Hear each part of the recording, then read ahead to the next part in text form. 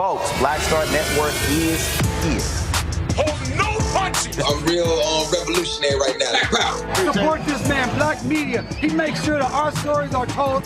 Thank you for being the voice of Black America, Roland. Stay black. I love y'all. All momentum we have now, we have to keep this going. The video looks phenomenal. See, there's a difference between Black Star Network and Black-owned media and something like CNN. You can't be Black-owned media and be scared. It's time to be smart. Bring your eyeballs home.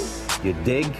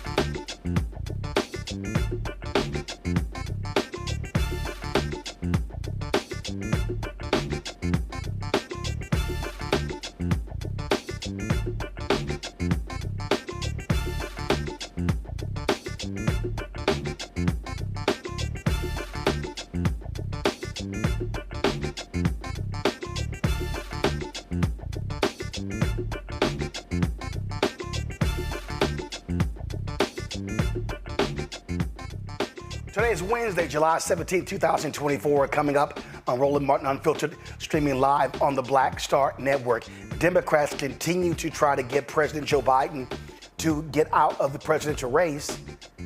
But who is their real target? They want to get Vice President Kamala Harris out of the race. I'm going to explain. Speaking of the Vice President, she was on the campaign trail today in Michigan talking about a variety of issues of reproductive freedom. A national security advisor to former Vice President Mike Pence joined her today in discussing the importance of keeping Trump out of the White House. Talk about getting Biden out of the race. California Congressman Adam Schiff, who's running for the U.S. Senate mayor, he came out with a statement to the L.A. Times today saying Biden needs to drop out. We'll also be joined by Ohio Representative Joyce Beatty. We'll talk J.D. Vance, as well as all of this talk about changing candidates in midstream. Plus, South Carolina Senator Tim Scott says black male voters are gettable for the Republican Party. You need to wake the hell up. Plus, the Navy has exonerated 256 black sailors unjustly court-martialed in the 1944 World War II Port Chicago blast.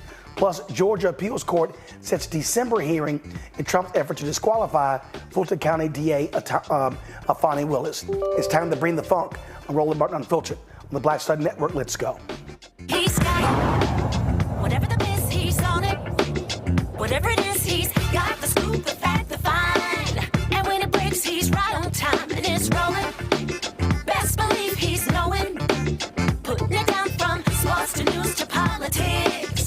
With entertainment just for kicks, he's rolling. It's on go, y'all. It's Roland Martin, yeah. Rolling with Roland now. He's funk, he's fresh, he's real, the best, you know he's Roland Martin now.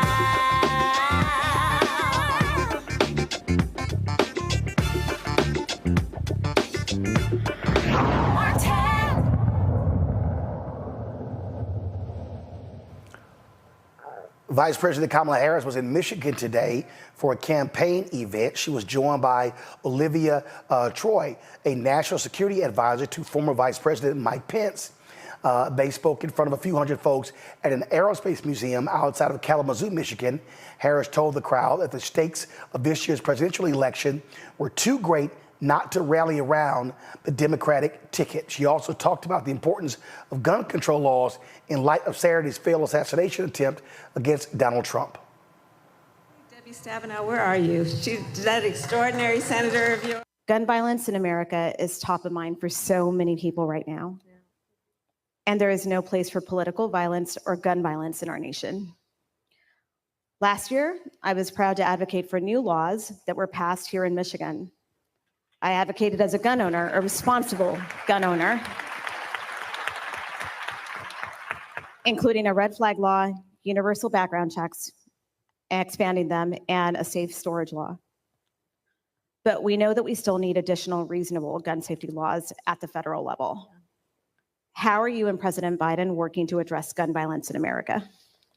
So, Olivia, you've been a great leader on this, and I'm sorry for the personal tragedies that you've experienced. Gun violence in America today is the #1 cause of the death of children in America. Think about that. The #1 cause of the death of children in America is gun violence. Not car accidents, not some form of cancer, gun violence. Today in our country, 1 in 5 Americans has a relative, a family member who was killed by gun violence. And it doesn't have to be this way. And it's a false choice for people to say, well, you're either in favor of the Second Amendment or you want to take everyone's guns away.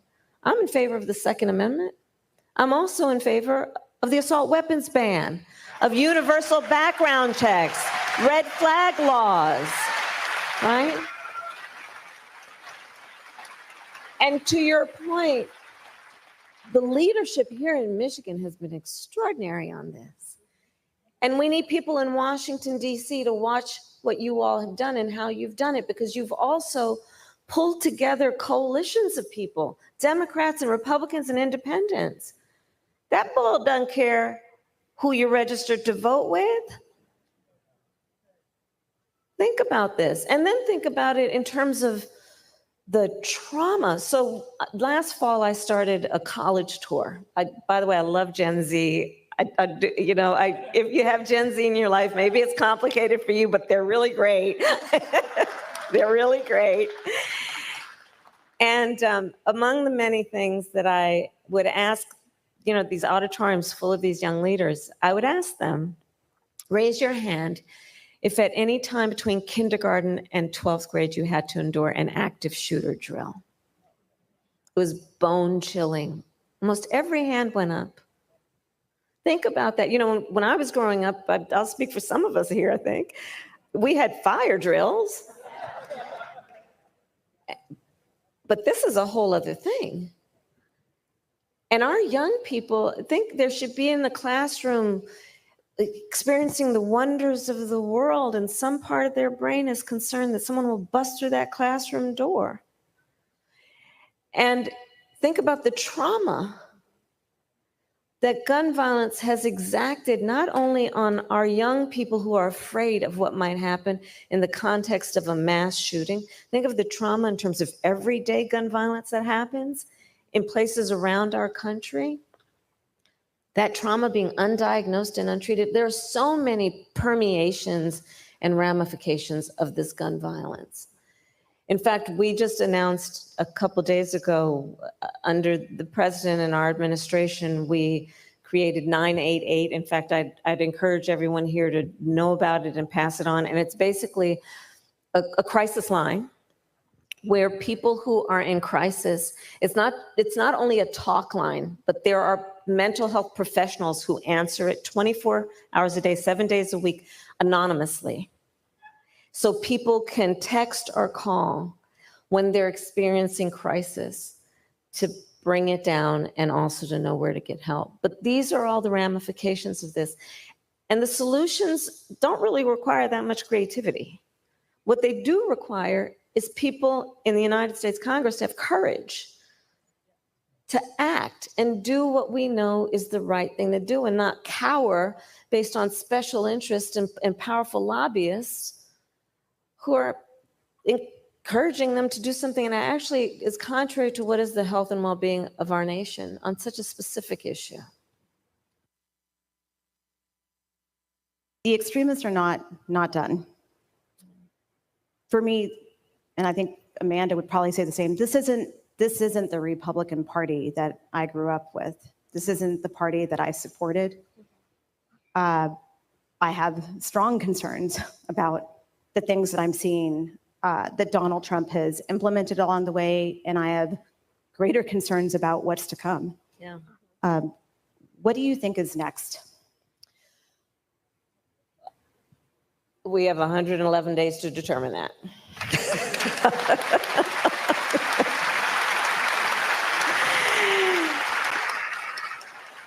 Because therein also, in the midst of those who are trying to take individual freedoms, including the power to make basic decisions about your own life, we should remember the power of the people to make a decision about who sits in these offices. And that power rests with us, each one of us.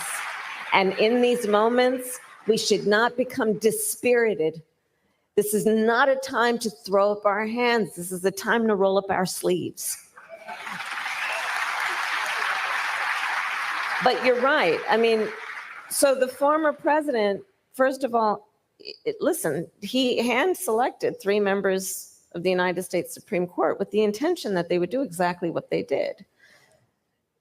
And he's told us over and over again who he is on this subject. And then now, well, you know, there's a bit of a gaslighting going on where, oh, well, no, I just believe it should go to the states. Okay, so first of all, any of the historians here will know what that means when we start pushing states' rights, but let's put that aside.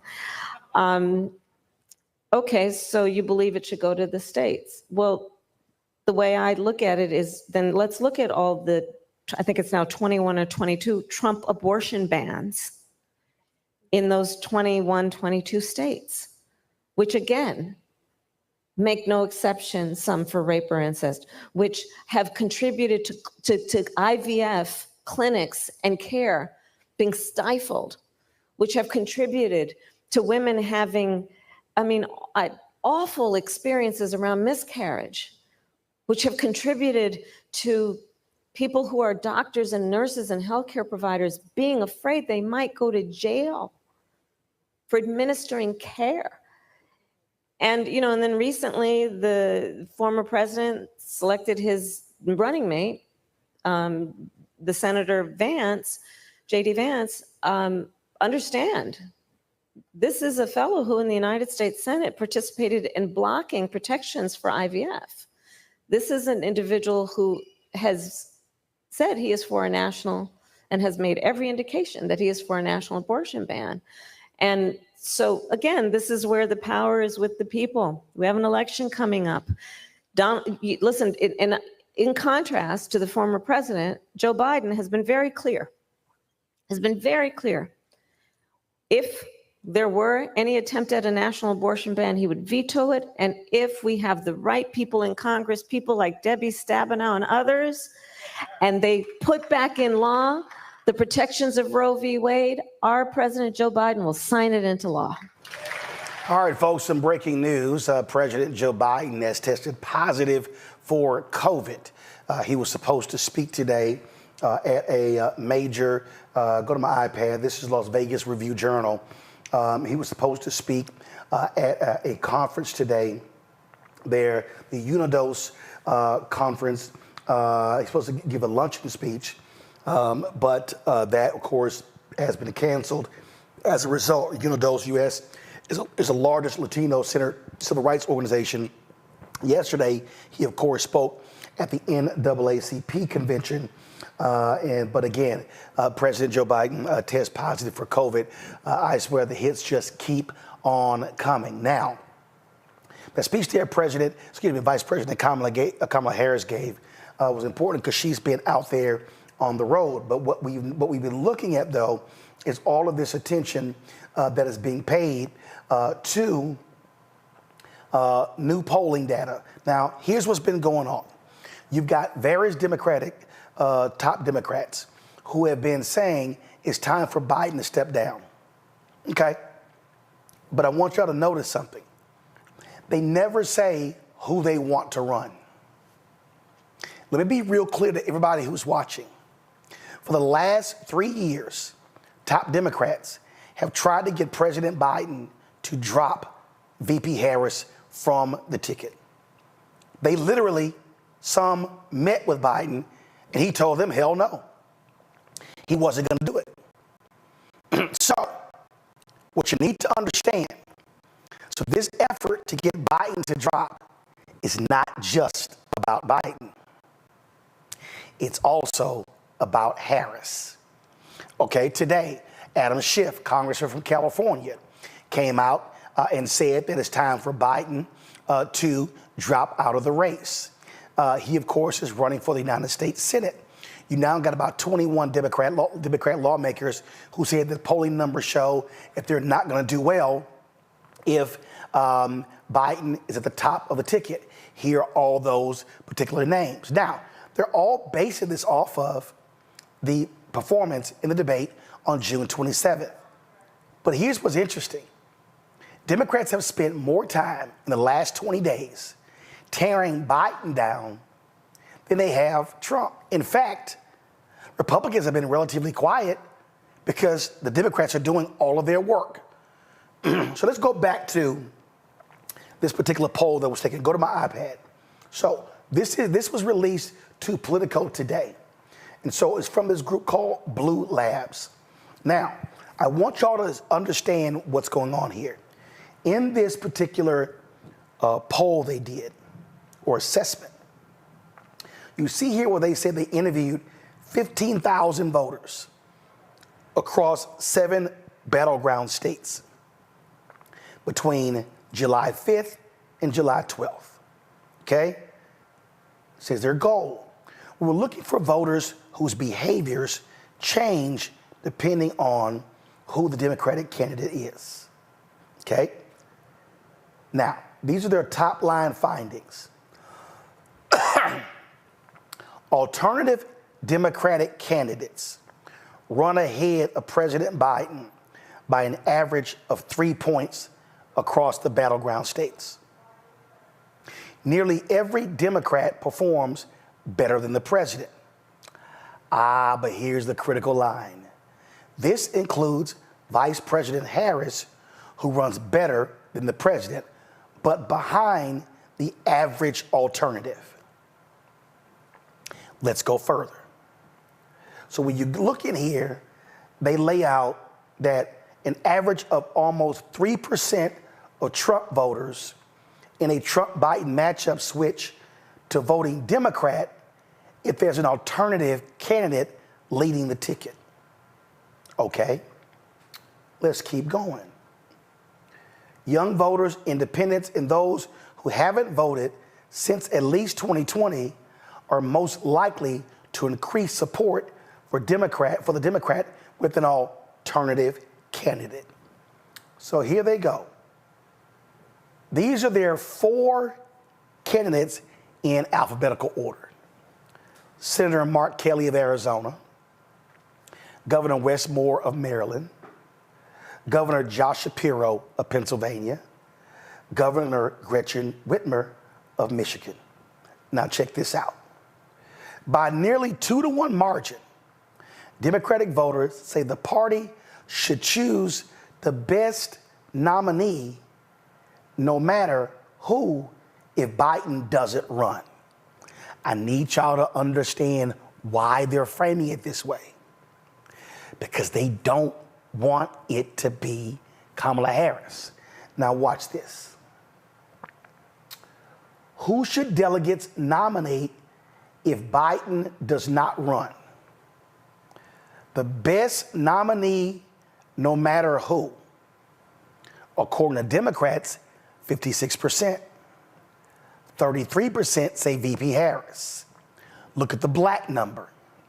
43% say best nominee, no matter who. 40% say Kamala Harris. And so then you see independents, youth, sporadic, Rust Belt. Again, I need y'all to understand what's going on here.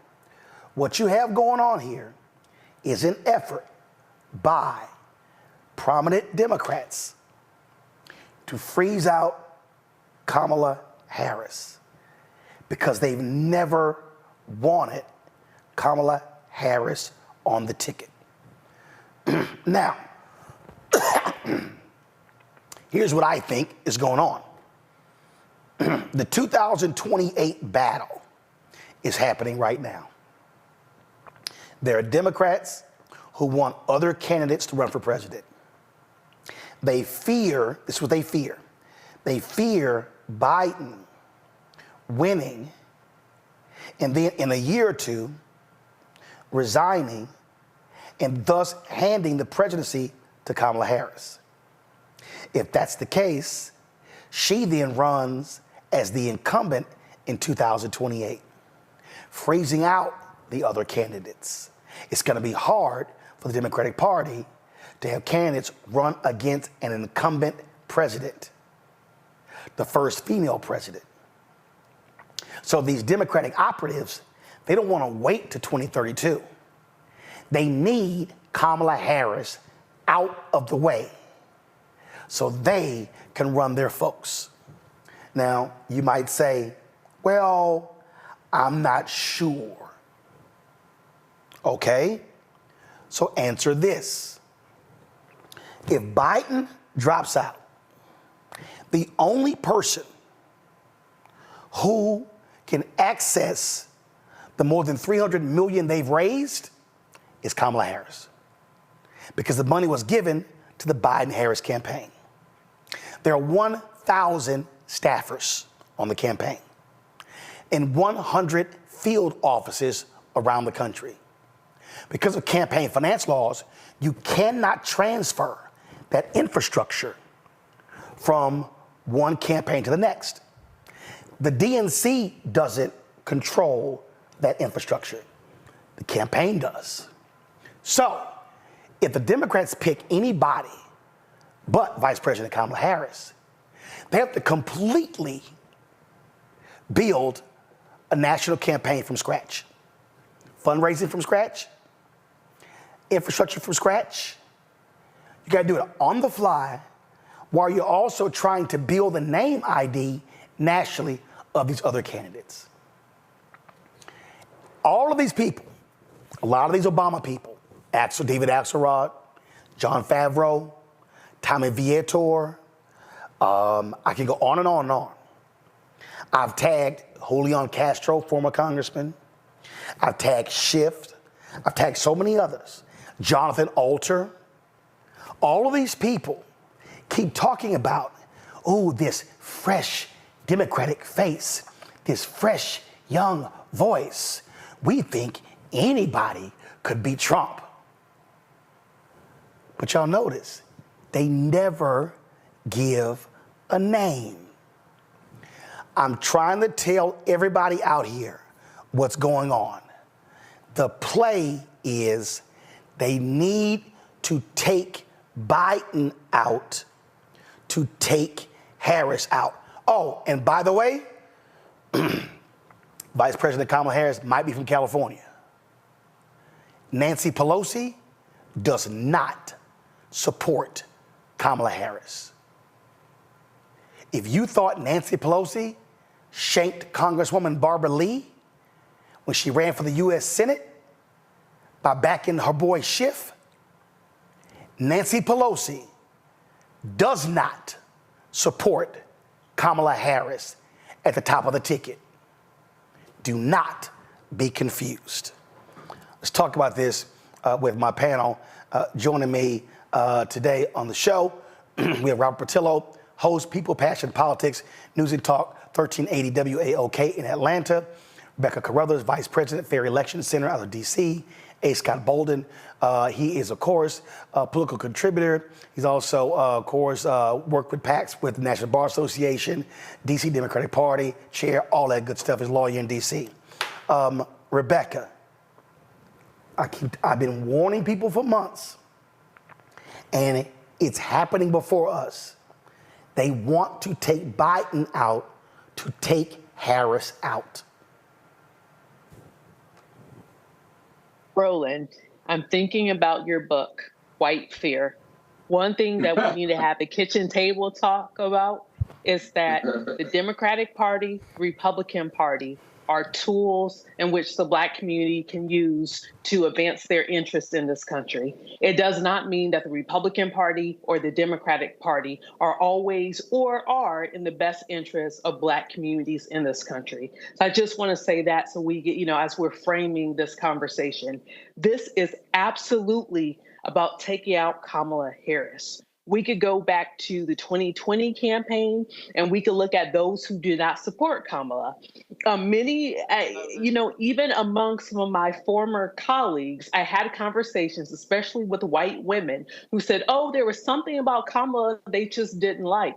And I asked every single one of them, tell me specifically, what is it about Kamala Harris that you do not like? And none of them could identify it to me. And some of those white women no longer talk to me, but that's okay. My point in saying all this and about white fear is that what we're seeing, I think I mentioned this on the show a few weeks ago, there's a difference between winning and power. These people here want power. They don't always care about winning because you don't have to get the W in order to coalesce power. One thing that I will also note for the audience, we know that the 2024 Joe Biden is different than the 2020 Joe Biden. We all know that. However, the 2024 Joe Biden is the same as the 2023 Joe Biden. If any of these people actually were concerned and cared, then they would have talked about this a year ago, last summer, before we even started going into the primary cycle for the Democratic nomination. There are things that could have been done last summer if they were interested at all in preserving Biden's legacy, if they were genuinely and authentically concerned with whether or not he could serve, they would have hashed this out, had this conversation, done all these things a year ago behind closed doors. To see it now and say, oh, well, it's because he had a bad debate. Every single one of those people who are talking publicly, every single one of those elected officials have had very bad debates, very bad public events, because I've seen them, right? So we know it's not about the pretense in which they're telling us that this thing is about, but it's clearly about who's actually going to be running the White House. And we know Joe Biden in the second term. We know that it's going to be Kamala Harris with outsized influence, but we also know, according to the Constitution, if Biden is not able to serve, which a lot of people are trying to say, oh, he's not going to be able to serve in the next 4 years, it will absolutely be Kamala. And finally, I will say, I also remember the summer of 2020, I was a part of a large group of Black women where we told Biden, hey, if your VP better be a Black woman, here is the short list. You need to pick someone from this list. And fortunately, he did. And so Black women are paying attention because we hear what's going on, we see what's going on, and we don't like it. Different polls have come out today, and I'm going to go over those a little bit later, talking about where Black people are. There's a poll that AP dropped that said 60+% of Democrats, people poll, want Biden to drop out, 65%. But the exact same poll says 57% of people want Donald Trump to drop out. But the Associated Press, Robert, focused on Biden and not Trump. And so then you got these people who are like, oh, look at this.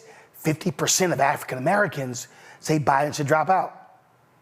But 50% say he should stay in, which is the highest of any group. So the games being played here, Robert, are a trip. And I don't think you can use common sense that if Democrats have attacked Biden's greatest weakness for 20 consecutive days, common sense tells you you're going to see erosion in the polling numbers. Well, I call this the Hollywood coup because I find it interesting that it's very much a coup being led out of California, New York, Washington, D.C., the major think tanks around the country. But the polling data does in no way, shape, or form back up what the coup makers are pushing out there. There's a poll that came out today that said this is a 2.5-point race nationally, that in the swing states, Biden's up by 1 in Wisconsin, up by 3 in Michigan. He's trailing in Georgia, Arizona. But these are all things within the margin of error. And this is after President Trump survived an assassination assassination attempt in the middle of the Republican National Convention. So Biden very much is in striking distance in all of these polling, and with a strong legislative kick, he can pull himself out of this malaise. So the question is, what the hell is really going on? Because at first we heard from for everybody who's watching, if you're watching on one of the major networks instead of here where you should have been watching, you saw all the people on the panels on MSNBC, on CNN, and all the other channels. They looked down at their phone in unison, and then they all looked up and said, "It's time to kill Granddaddy." And at that point in time, they just laid into him in ways that we've never seen people lay into somebody during in a major presidential race. So there's shots being called from an income bracket above the president that think they can tell the president of the United States when it's time to step down and who should be the nominee for office. This is the most anti-democratic thing I think we've seen in American history. This is less democratic than January 6th in many ways. And for those Democrats who are pushing for this, how exactly can you say that Donald Trump is a threat to democracy when you use an undemocratic process to try to force a sitting president out after the primary process, nullifying the 14 million votes that Joe Biden received during the primary season, the 81 million votes they received in the 2020 election? How exactly do you change the 6+ states that have ballot access laws that say that unless Joe Biden is dead, he will be the nominee, or you'll have to call those state legislatures back into office or back into session to change the state laws simply to allow you to put another candidate on the ballot? Besides the logistical points that you made about fundraising $500 million in 4 months, building nationwide name recognition, building an infrastructure and a field team on the fly, essentially, if Joe Biden steps down, is Democrats ceding this election in 2024, retreating to 2028, and hoping they can rebuild the party in 4 years under Trump. Now, I don't think anyone believes that is the best mechanism going forward when we're talking about a 2.5 point race. So then after they said it was about Joe Biden's debate performance, it finally came out a couple of days later. Well, it's really about the poll numbers, and that we, the elites of the party, we, the donor class of the party, we, the insiders of the party, believe that he can't win, and therefore we're going to push him out. When the hell has that ever been the standard for a presidential candidate? That if you're trailing at the convention, the party bigwigs, the people behind the curtain, the smoke-filled rooms get to decide who the nominee is. This is going back to the 1960s. This is going back to the period of time prior to there being binding primaries to select candidates. And I think that the people who support Joe Biden, there's nothing better that he can do than stay in this race and stand strong against the elites. He now gets to be the outsider candidate running against both the Democratic and the Republican establishment and running for the people of this nation. Now, we should watch out, though, because I remember after the Stephanopoulos interview, there was a report that there was a major medical incident on the plane that turned out to be false. And the first thing my wife said was they probably tried to kill him. Earlier today, there was an article that came out that said Biden would only step down if there was a major medical issue. And then later on in the day, we find out that he's been infected with COVID as somebody who's elderly. After the events of the last several weeks in America, there's nothing that we can put past the powers that be. We've never seen an internal coup from a political party where the people trying to bring down the president are quote-unquote insiders, people in the president's inner circle, anonymous West Wing sources, donors, led by George Clooney and Stephen Colbert, etc., trying to overthrow a sitting president. We've never seen a situation where 2 weeks later, the other presidential candidate is nearly shot in the head. So we need to pay attention to the people who are pulling these levers of power and determine who the hell is actually driving this ship and where we position ourselves within this system. This has now gone beyond any season of scandal, House of Cards, or Veep. This is a whole different ballgame that we're at in politics, and we have to be very cognizant of the games being played around us. At least go to my iPad. AP had their story. James Carville tweets, nor is this the good news. There is still time to change direction. The bad news is time is running out. Scott, again, Carville names no one, doesn't name a candidate. What these folks want to do is they want to move Biden aside, go to the convention, and then the party elites work their magic, and they want to nominate a new presidential nominee and a new VP nominee. They absolutely want to sideline Vice President Kamala Harris. Okay, I can agree with your concepts and precepts and the panelists, but here's where your analysis is missing the point, all three of you all. But for Joe Biden looking and sounding old and failing miserably at that debate, but for that, we wouldn't be having this discussion, right? He is old, right? There are concerns about whether he can prosecute the case against Donald Trump. You look at Donald Trump, the reprobate, and you juxtapose that with Biden and his legislative performance and his leadership as president, it shouldn't even be close. But it is close because the reality is he's older, he's aged, he's 81, and it manifests itself differently than, let's say, someone who is older or younger, who has aged differently, right?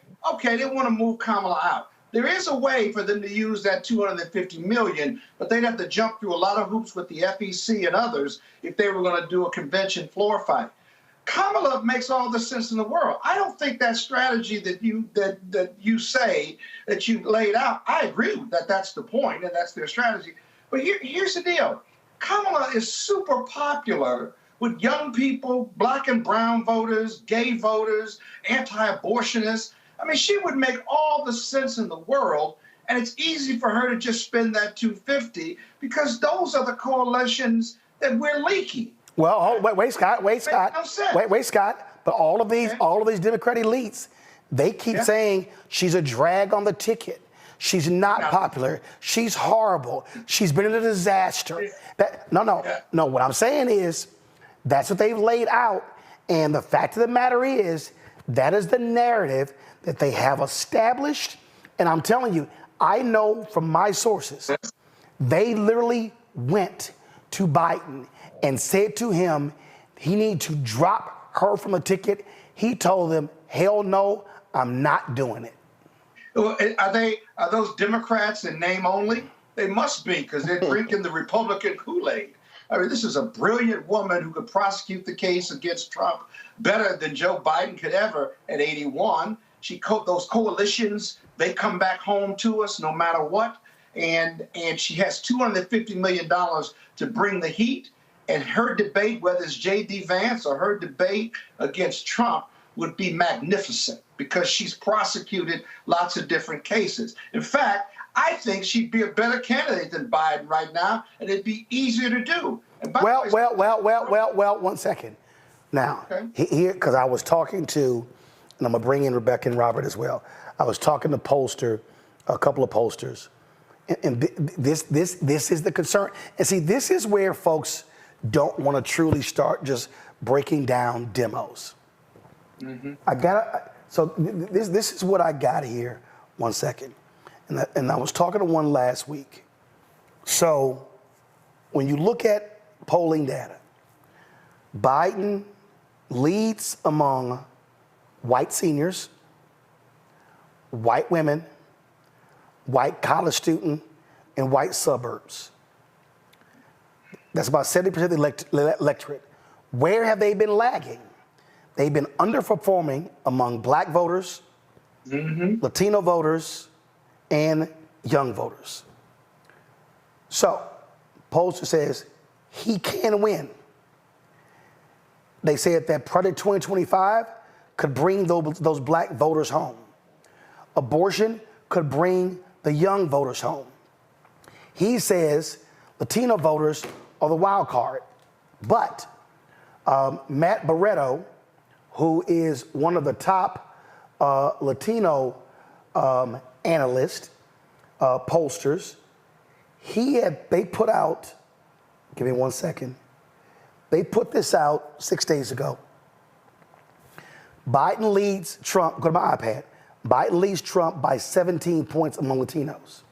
Matt says Biden can increase his advantage from plus 17 to plus 30 among Latinos if he hits Trump hard and the contrasts on several different issues that he lays out right here. So, the point here is, while all of these other people are going crazy, I saw they were like, oh my God, poll comes out, Trump is leading Biden by 3 in Virginia. They were just going nuts. New poll today drops, shows Biden up 5 to 7 in Virginia. So it's like they're going crazy, and what they keep saying is, Well, this percentage of people, they want a new candidate. They wanted a new candidate in a primary in 2020. They eventually chose Biden. They wanted a new candidate in the general in 2020. But when it came down to Biden-Trump, they chose Biden. Yeah. So I get the old part. I totally get it. But the problem here is, if you're Democrats and you are hammering your ticket on a big issue, the Republicans could just do this here. Y'all got it. Go right ahead. Right. But Roland, let me just say real quick before you go to the other panelists is this. And that is this. What's misleading about those polls is how the question is posed. Do you think he should drop out because of his age? 70% say yes. But now if you ask them the same thing, if Biden's on the ticket and he's the nominee and you're going to vote for him, then he's even ahead by 2 points in most polls or behind by 2 points in most polls. So the fact that they think he shouldn't be in the race doesn't really tell you a whole lot, does it? Dude, that's what I've been saying. It doesn't tell you anything. And roll on that same point. So hold on. So right here. So here's a tweet right here. There have been 6 polls conducted or partially conducted after the assassination attempt on Trump. 4 of them swing towards Biden. I mean, this man, Robert, has been literally under assault from news media, New York Times, Atlanta Journal-Constitution, columnists, CNN, MSNBC, Fox News, everybody. They are critiquing. He kills it at the NAACP, and it's like, oh my God, look at this. He garbled a couple of words. Like, it's as opposed to this was his whole speech he gave. And I'm like, he has withstood the most vicious attack I have ever witnessed on a party's nominee, and he's still in striking distance. What the hell are these people doing? Look, Roland, beware the Ides of March. The Caesar told us exactly about this. The long knives are out, and these are people who are looking out for their own political future as opposed to the future of the nation. And if they truly believe what they've been telling us, that Donald Trump is a threat to democracy, that he's trying to bring about a neo-fascist revolution, that he is going to align America with Viktor Orban, with Lukashenko, with Giorgia Meloni, with the Erdogans of the world, and this far right-wing populist version of what we're seeing in Argentina today, then I think that they should be saying to themselves, well, what is that gives us the best chance of winning? Like I said, this is a 2.5-point race. And what people forget is Joe Biden has the power of incumbency, and he needs to wield that thing like the damn Infinity Gauntlet at this point in time. The Supreme Court just said you can do whatever the hell you feel like as president. I'm going to test that to the umpteenth extent. Biden people, come here. Bring the camera on me, Biden people. Look, what you do is Monday morning, Biden has a 10 a.m. press conference.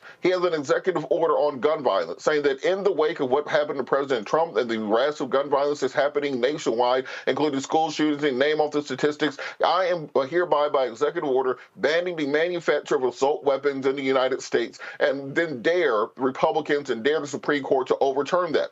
Tuesday morning, press conference. By the powers vested in me by the United States Constitution in Section 2, I am having an executive order on women's reproductive right. We will walk women into the reproductive health clinic with the National Guard like they did Ruby Bridges if you try to interfere with the exercise of their constitutional rights, and then dare them to take you to court. Wednesday, press conference, 10 a.m., executive order. I'm hereby dealing with the southern border by executive order, and until Congress does something about it, this will be the law of the land. If you want this to continue, then you keep me in office. And you do this every day, and you keep doing it, and you flood the zone like football. If somebody's sitting back in a cover 2 zone, you send slants across the middle until they bring those safeties up, and then you go deep on them. And that's what President Biden has the power to do, to put so many executive orders out there that the Republicans can't afford fight all of them in court. They can't afford to try to drown him out. And then you change the national conversation to about what you're doing. You build the kinetic energy of re-election, and you end up winning. If you can be at 2.5 points at the lowest level of your campaign, you can win this thing by 5.5 points, given the right policies and given the right strategies. But you're not going to win it in a circular firing squad where you have the people who are closest to you with the long knives out. This is an et tu Brutus moment where you have to figure out who are the people with the long knives, change course, change direction, get in the right room with the right people, and really push forward to victory. I'm going to go to Rebecca before I go to my next guest. Rebecca, this is very simple. Black people are, I dare say, the smartest voting constituency in America. Black people are pragmatic. They are folk who we didn't love. I mean, as I look at that Ida B. Wells Barnett painting, Ida B. Wells Barnett, her birthday was yesterday, campaigned on behalf of Herbert Hoover, who was the head of the Lily White faction of the Republican Party. They had to make a decision. Do I support this Klan-loving Democrat, or do I support this white racist Republican? Black people have made conscious voting decisions for a very long time. In 2020, black folk were not loving Joe Biden. It was 15 people: Bloomberg, Deval Patrick, Elizabeth Warren, Klobuchar, Sanders, Corey, Kamala had dropped out. It's a bunch of other folks I'm leaving off. And they were like,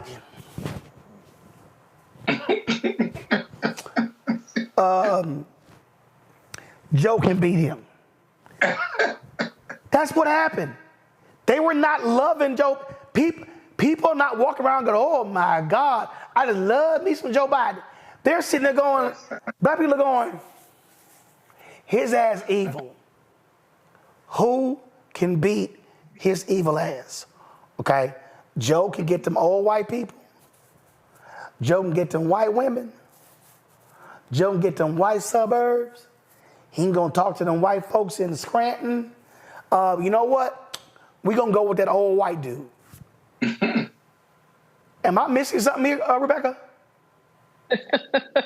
So I heard Scott earlier say, oh, well, these must be Democrats in name only. No, this is politics. Politics is nasty work. This same thing happened to Bernie Sanders versus Hillary in 2016. Let's not forget. Instead, we're seeing this instead of happening during the nomination process. We're seeing the actual sitting president being stabbed in the back, people attempting to change rules and to block people out, especially when we see Hakeem Jeffries and Chuck Schumer today saying, oh, well, we should delay the roll call. Hello, Ohio.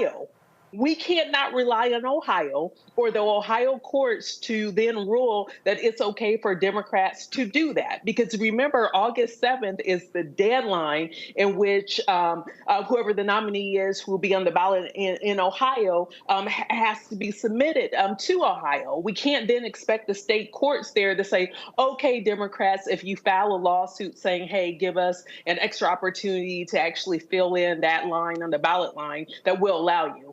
Newsflash, that Ohio court, in the makeup of that Ohio court, it's not going to allow for that to happen. They're going to see this as, hey, this is easy work. This is an easy win. We're guaranteeing that Biden is not successful in Ohio. And as an aside, most people don't think Biden's going to win Ohio anyway. However, Democrats shouldn't be making it so easy to lose. Even if they think that Joe Biden is going to be a loser in November, why would you make it this easy? Why would you literally expose your candidate and also expose your entire ballot to this mess? It just doesn't make sense unless this is about power. It's not actually about winning.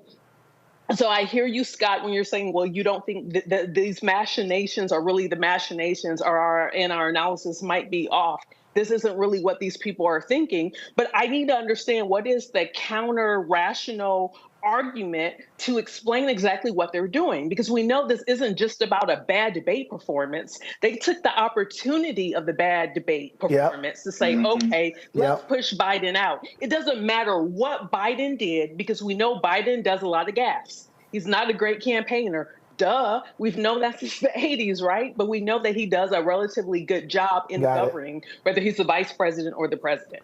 Joining us right now, Ohio Congresswoman Joyce Beatty, former chair of the Congressional Black Caucus. Congresswoman, always glad to have you here. Congresswoman, listen, my parents have worked political campaigns. They've run phone banks. They put up yard signs. They hung door knockers. Yeah. They've been poll workers. I have been in and around politics, passing stuff out on election day, you name it, all that stuff, since I can remember, since I was 6, 7 years old.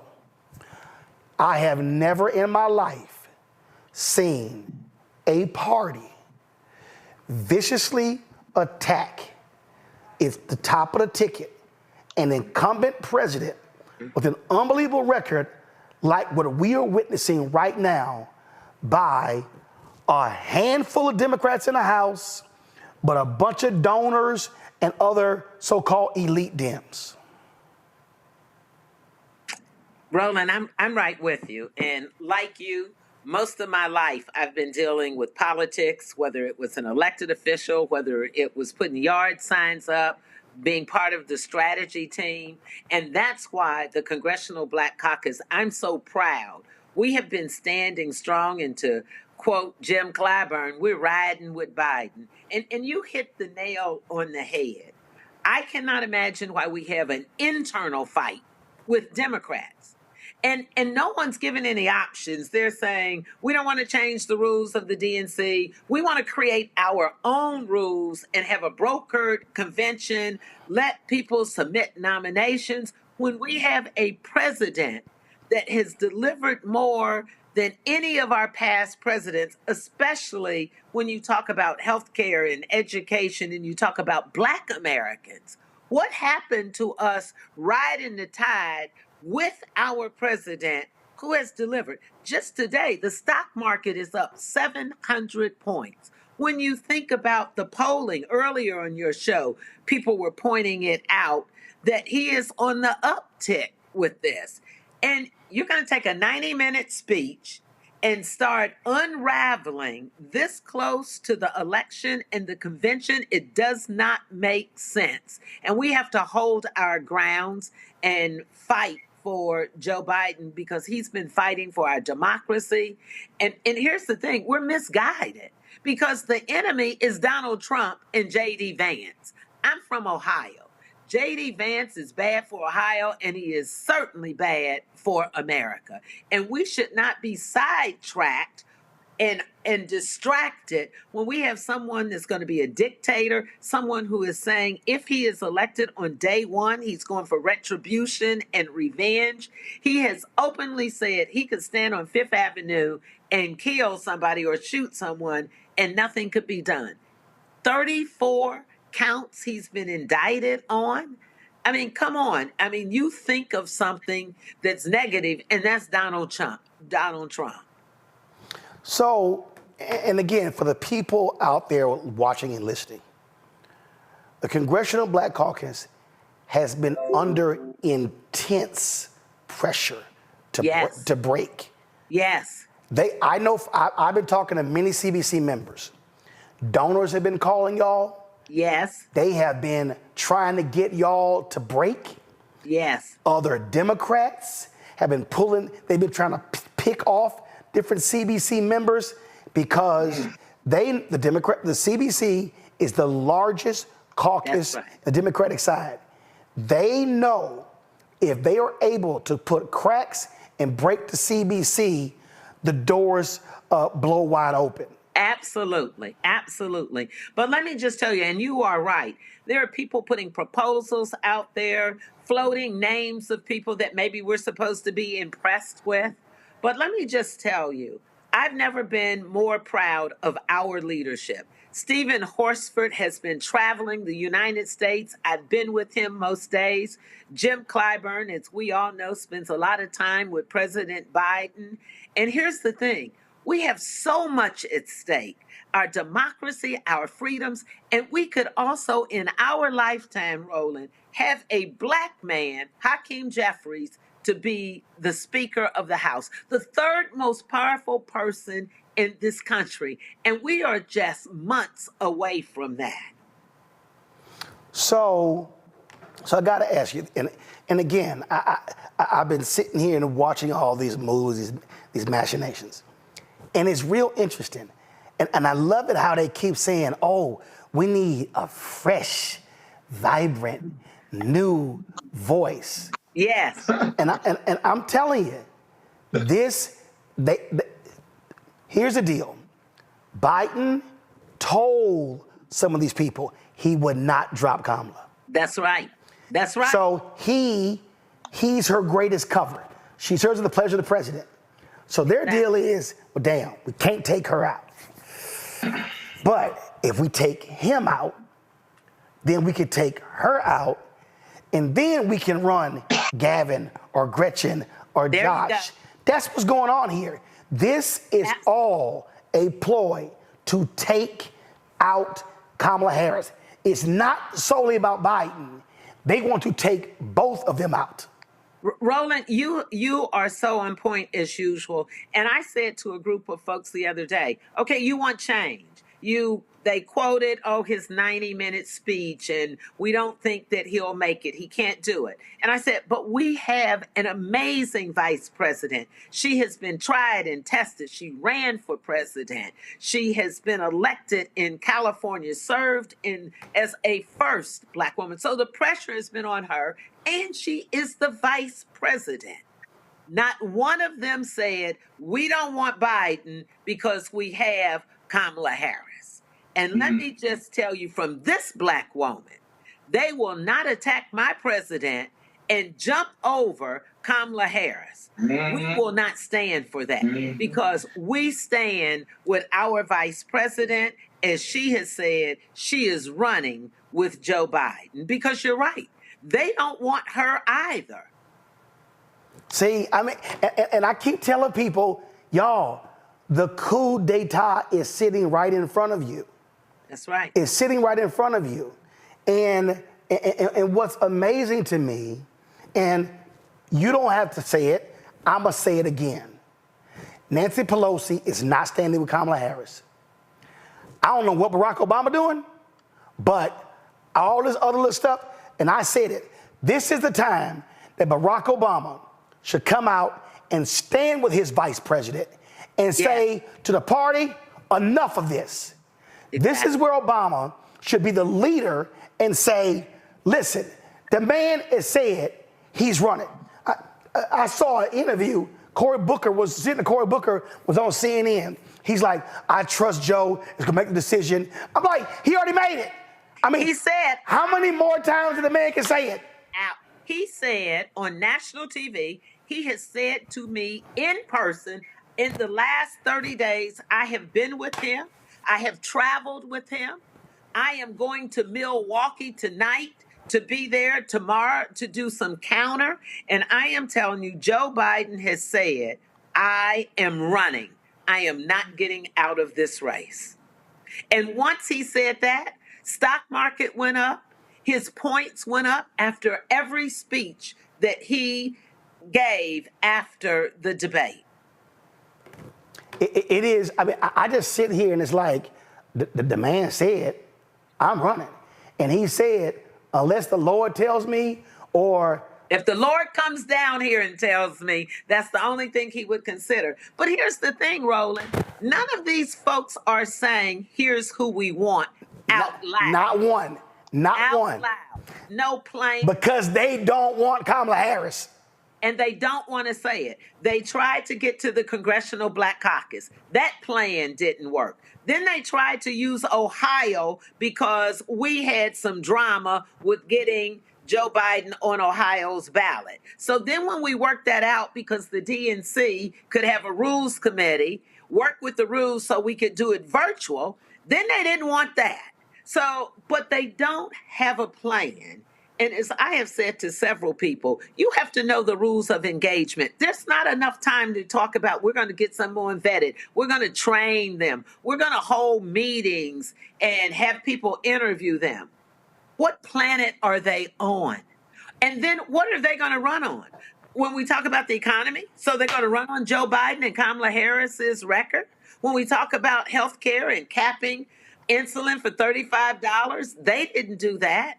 If they're going to go back and talk about the infrastructure, $1.2 trillion, well, I led that when I was chair of the Congressional Black Caucus. Jim Clyburn and Maxine Waters and all of us went to Nancy Pelosi and brokered a deal that the leadership couldn't broker. So what, they're going to run on that? I mean, I am so with you, and I am so pleased that you are speaking truth to power and that people are coming on your show because we're not afraid. We have too much to lose with Donald Trump. We should not be fighting ourselves and fighting Joe Biden and Kamala Harris when J.D. Vance and Donald Trump, they are the enemy. Right. I could only imagine if Democrats has spent the last 20 days completely focused on Trump and his lies. Yeah. I could only imagine if they spent their time talking about how nutso J.D. Vance is after he got named on Monday. But no, you got Pelosi making her calls, Schiff talking, Carville, these podcasters, Axelrod, all these people. And history also shows the two times Democrats changed the nominee before the election, they lost. Exactly.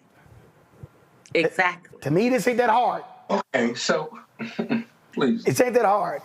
Questions for Congresswoman Rebecca, you first. Thank you, Congresswoman, so much for being here tonight. So my question for you is, what should Black communities do to make sure that their voices are heard in this process? Because even if everybody Black isn't registered Democrat and this isn't their party, that's okay. But this is still about who's going to be on everybody's ballot in November and whether or not there was a true and democratic process. So what is your message for Black communities as we're watching this play out? Black communities should understand what's at stake. And a lot of people aren't engaged and they don't know the rules of engagement. But what I am saying, trust what we have had. We use that same process that gave us our first Black president. We use that same process that beat Donald Trump and gave us a Black vice president. So first, you must vote. You must use your voice and you must vote. And even if you say you're not into politics and you don't follow all this, think about what you have to lose. If you don't support this ticket, which is a tested ticket, Biden beat him before when people said he wouldn't beat him. He beat an incumbent president. Biden has a track record to run on, and he has done more for Black Americans. So this is our time to stand up. Use your voice. Don't let people convince you that someone is too old and he can't win. He was old when he won before. And Donald Trump is also young, is also old. It's not like he's young. He can't complete a sentence. He doesn't answer questions. So the same barometer that we are judging our president on, if we use that same thing, then Donald Trump should not be the candidate because we know on Biden's worst day, he's better than the best day that Donald Trump could ever have. So you got to get engaged. You got to help people get energized. Don't be a part of the naysayers just because you're reading a statistic or a fact or someone said, look how confused he was. He was sick. He admitted that he had not been feeling well. He was tired. I can tell you, you can take someone half his age, and if they are suffering with a cold, if they've just gotten off a flight from Europe, if they've been going day and day, they may slip up on a word or two. Look, I was in Ethiopia. That smoke got in my system 2 weeks ago today. Hell, my ass still sick, and I was feeling like crap. ABC is reporting that on Saturday, Senator Chuck Schumer told Biden in a meeting it would be better for the country if he ended his reelection bid. Now, that was July 13th. This is interesting because 4 days earlier, Chuck Schumer said this. The president, his ability to serve for 12 years, that there might be a challenge at the convention, and if there is there the ability to throw out the virtual nomination? As I said before, I'm with Joe. Yes. So July 9th, he says, I'm with Joe. 4 days later, says something different. Hey, here's my whole deal. Sharon Chuck Schumer, if you told Biden that privately, man up and tell everybody publicly. Exactly. And that's what I want the American people to do. Follow the folks that speak truth to power. Follow the folks that aren't afraid to say who they're with or who they are against. And I don't care if it is a colleague of mine or not.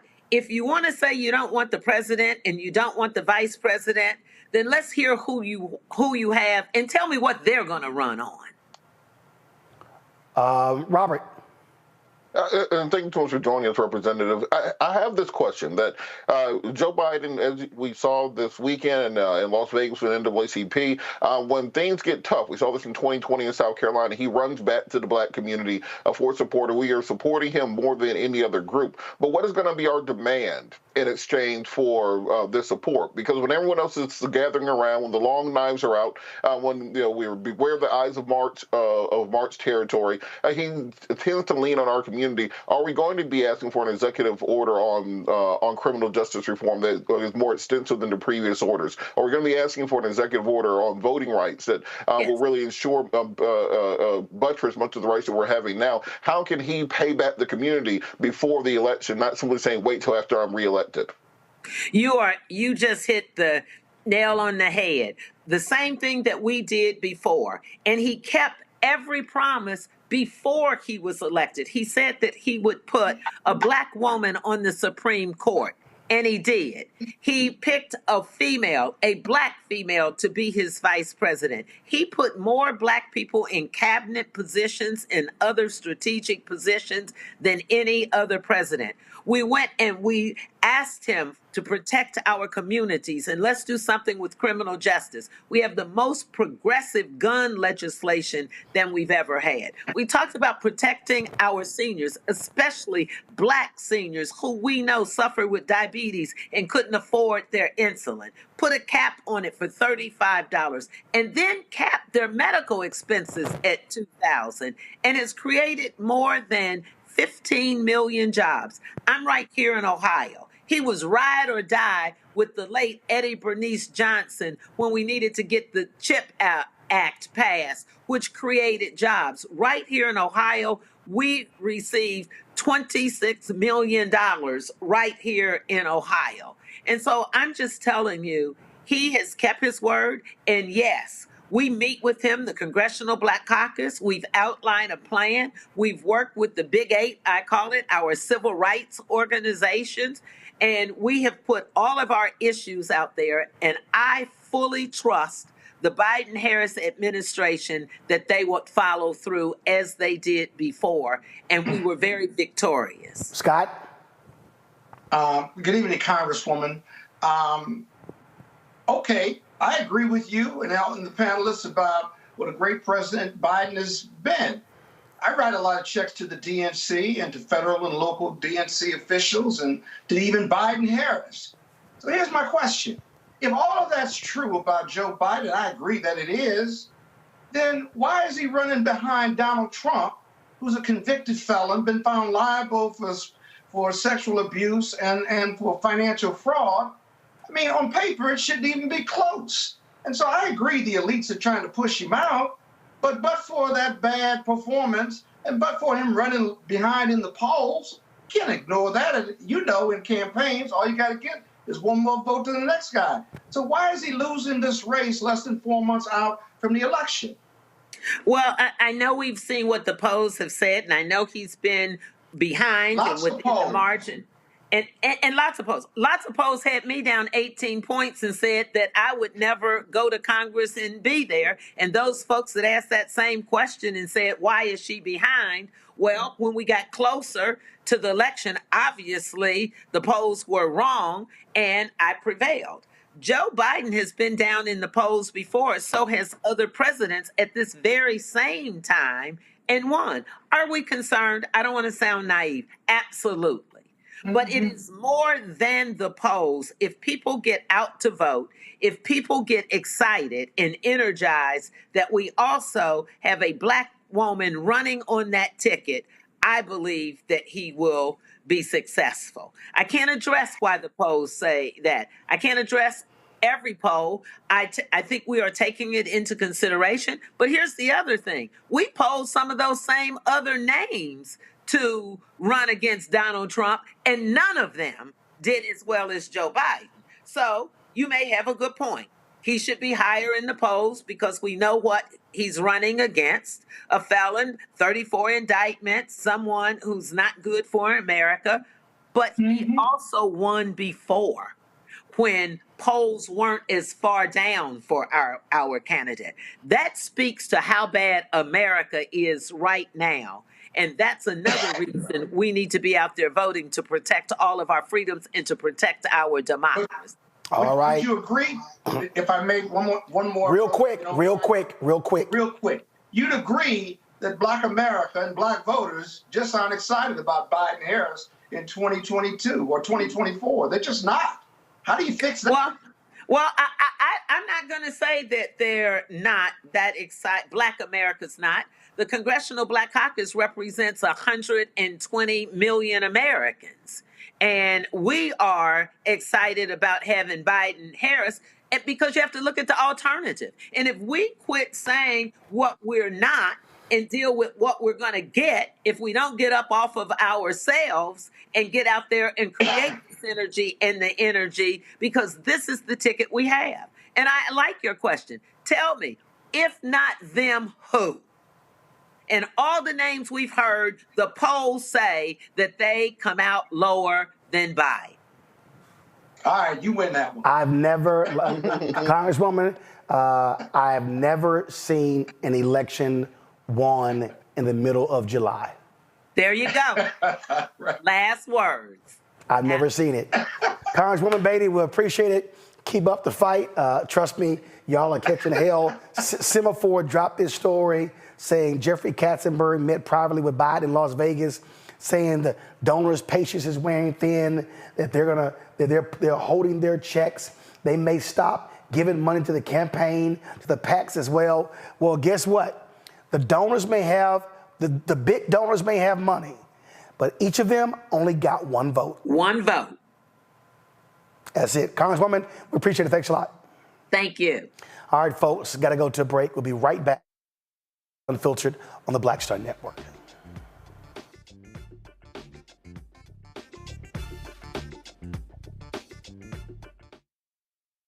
Coming soon to the Black Star Network. I still have my NFL contract in my house. Having a case. It's 4 of them for my 4-year contract. I got a $600,000 signing bonus. My base salary for that first year was $150,000. Matter of fact, $150,000. $150,000. That's what I made. $150,000. Now think about it. My signing bonus was a forgivable loan, supposedly. When I got traded to the Colts, they made me pay back my signing bonus to them. I had to give them their $600,000 back. Wow. Yeah, I was so pissed. Because, man, I try to be a man of my word. I'm like, you, I'll give you your money back. You know, even though I know I earned that money, right. I gave them their money back. I gave them their $600,000 back. But yet, I was this malcontent. I was a bad guy. I'm not about the money. What about the money? It was about doing right. Because I looked at, because you look at contract. Look at John Elway. John Elway was making $1 million, $800,000. I was making $150,000. I mean, I was doing everything. And I'm like, but yet I was, man, I got so many letters, you know, so I just play for free and all that kind of stuff. I mean, you don't forget that kind of stuff. Right. That stuff is hurtful.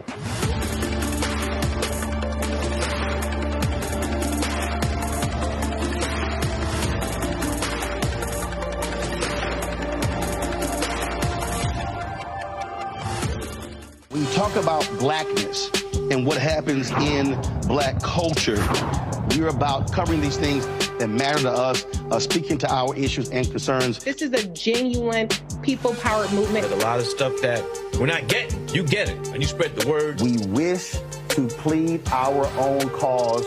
Too long have others spoken for us. We cannot tell our own story if we can't pay for it. This is about covering us. Invest in black-owned media. Your dollars matter. We don't have to keep asking them to cover our stuff. So please support us in what we do, folks. We want to hit 2,000 people, $50 this month, raise $100,000. We're behind 100,000, so we want to hit that. Y'all money makes this possible. Checks and money orders go to P.O. Box 57196, Washington, D.C. 20037-0196. The Cash App is $RM Unfiltered. PayPal is R Martin Unfiltered. Venmo is RM Unfiltered. Zelle is RolandSMartin.com. Hey, what's up? It's Sammy Roman. Hey, it's John Murray, the executive producer of the new Sherry Shepherd Talk Show. It's me, Sherry Shepherd, and you know what you're watching, Roland Martin Unfiltered.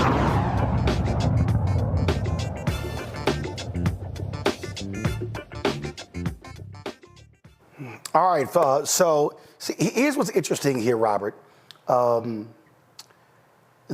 The donors are trying to be the decision makers. So they're sitting here saying, we're going to hold our checks. Okay, but again, let's say there are 200 major donors. That's 200 votes. What you're about to see is a major clash between the donor class and the base. And last I checked, Robert, I know you need money, but you need votes to actually win. You know, as I said earlier, I find it interesting that we are seeing the most anti-democratic process play out while they're accusing Donald Trump of being a threat to democracy. These people think that they are better than the rest of us. They think that George Clooney and Winona Judd are those types of people. Ashley Judd. Ashley Judd, and Bill Maher and these other people are supposed to make the decisions for the black and brown folks that are actually the base of the Democratic Party. The reason we haven't seen a vote on reparations is because these people who make these money decisions think that for some reason that will scare off white Midwestern voters, so they won't allow a vote to come up on it. These people are as much our enemies as the Republicans are our enemies, because at the end of the day, we have a disproportionate number of black elected officials to the amount of legislation that we get for our communities. And that's in part because they prioritize their own issues. They prioritize their pet projects over those of the people who actually put them in power. And I think that they are going to realize this election cycle that system doesn't work.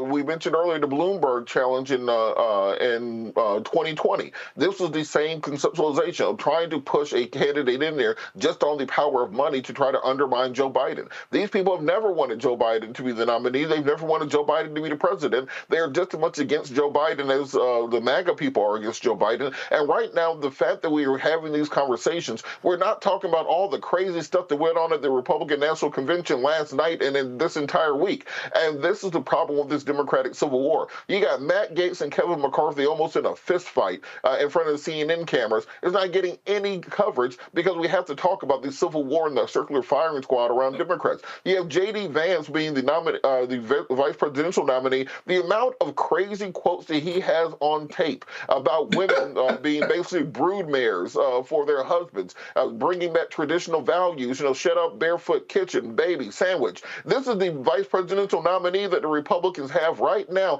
and we could be running 24-hour commercials in swing states just on the crazy stuff that he believes about women. But instead, we are talking about whether or not Donald Trump is too old. And I think all Biden surrogates need to have a standard answer when asked about President Biden and staying in this race. If they say, well, do you think President Biden is too old to be in the race? Donald Trump raped a woman. Do you think that Joe Biden poll numbers will bring down Democrats? Donald Trump raped a woman. Sustained. Do you think that President Biden will be able to get out of this hole? Donald Trump raped a woman. Sustained. Where have we come to in American politics where a rapist is somehow getting a pass, but being old is a disqualifying factor? This should be the only thing the Democrats talk about from here on out. Peter Navarro Peter Navarro left prison to go to the RNC convention, and no one's talking about it. To be a speaker. He is going from prison to speaking at the Republican National Convention. Wait a minute. They literally had... Go, Peter. They literally had... Wait a minute. Let me find it. They literally had this white woman... The Chrisley's daughter. Stand her ass up there and talk. If y'all want to see some white privilege, watch this. All right. Y'all, if y'all want to see some absolute white ass privilege, watch this. I'll never forget what the prosecutor said in the most heavily Democrat county in the state before an Obama-appointed judge. He called us the Trumps of the South. Yeah, hey, it's fun. He meant it as an insult, but let me tell you, boy, do I wear it as a badge of honor. Donald Trump. I'll never forget. So, y'all, let me help y'all out. First of all, Fulton County didn't prosecute your cheating ass mama and daddy. The U.S. attorney did. That was the Department of Justice. Y'all, Savannah Chrisley's mama and daddy, Todd and Julie, grifters. They were convicted on tax evasion and fraud. They tried to defraud banks of $30 million. Oh, that's what they got Trump on in New York State. So she stands up here like they are political prisoners when your mama and daddy are some damn crooks. So the Republican Party got a crook in Peter Navarro. Their nominee is a damn crook. Hell, Trump, his former campaign manager, is a crook.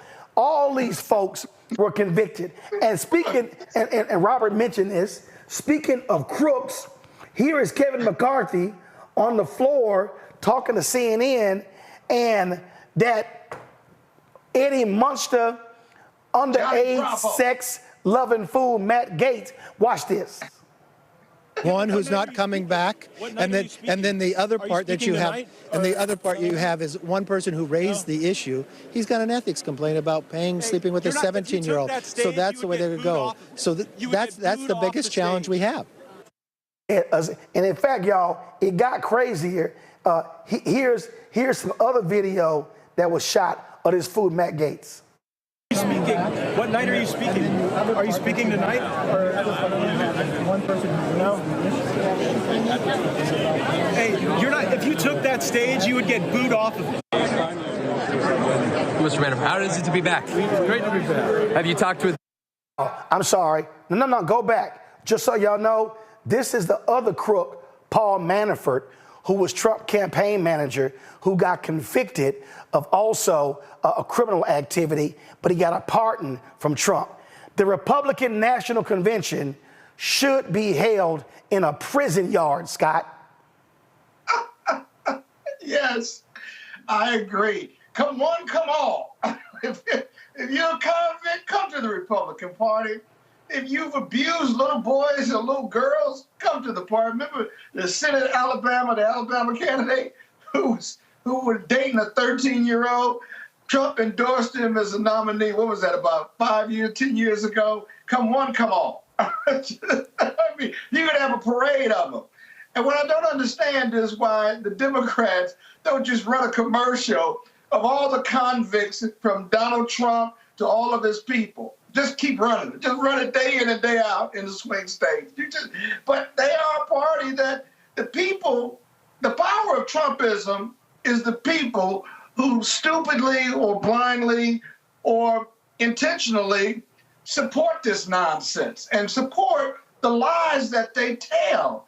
Like the 28 lies that Trump told during the debate. They believe that stuff. They don't care. It just is what it is. So, you know, I bet you they may be deplorables, but they probably are convicts too. They could be, which is why they identify with Donald Trump and all of his craziness. So I don't know. It is what it is. You can run a Brady Bunch intro all the blocks across the thing.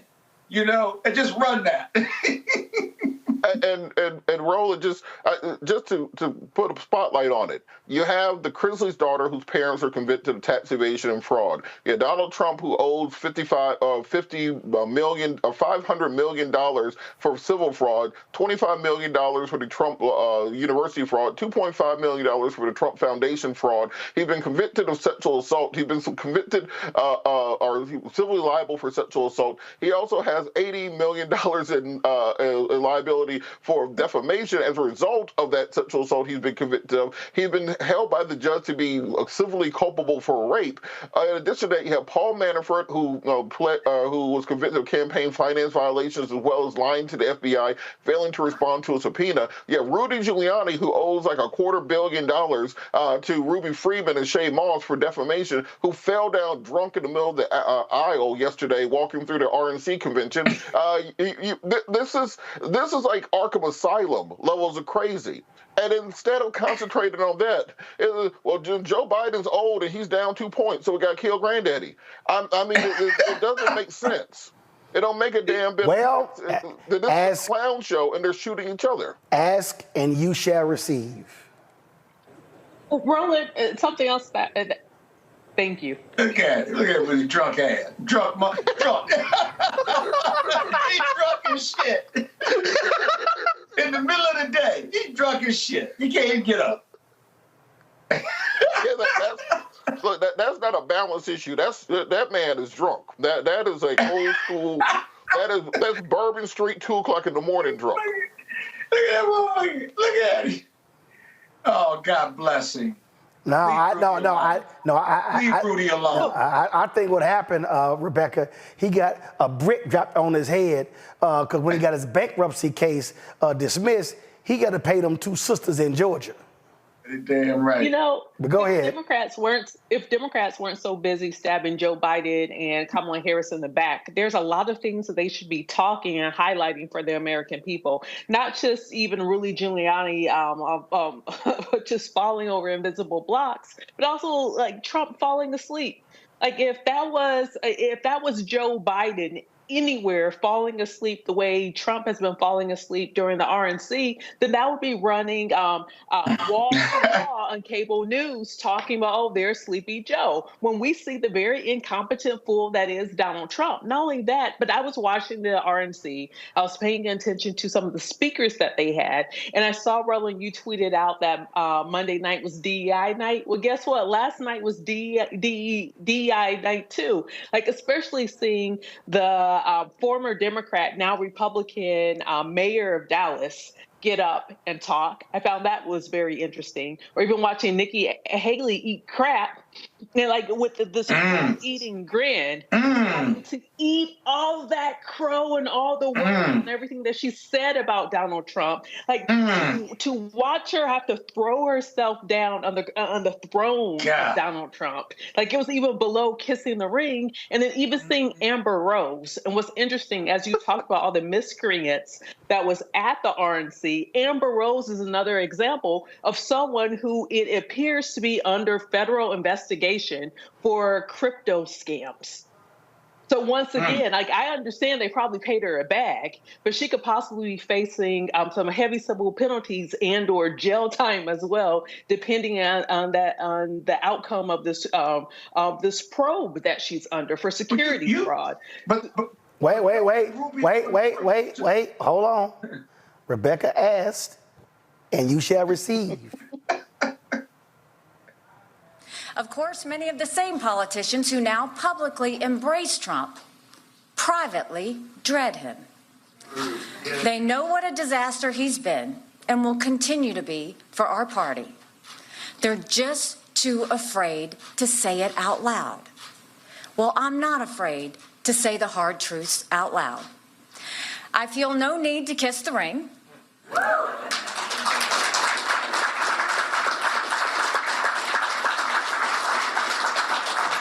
I have no fear of Trump's retribution.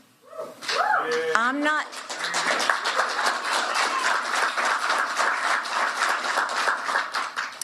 looking for anything from him. My own political future is of zero concern. Donald Trump has my strong endorsement, period. Kobe's mother and father just all that ass kissing, all that ass kissing. That was a lot of ass kissing. Hell, it even pissed off Chris Christie.